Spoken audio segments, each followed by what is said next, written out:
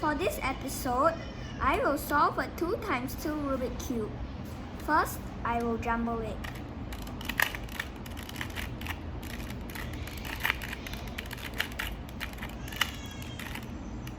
Okay, now that I'm done, I will solve it in at least a minute based on only my memory.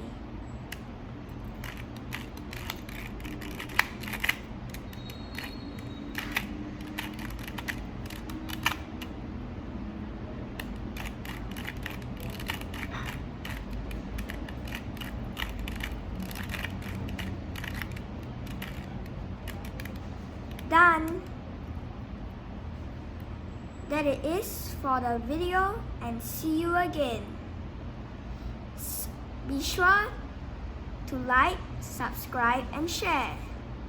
Don't miss the next video because I will show you how to solve the 2 times 2 Rubik cube step by step. So bye bye.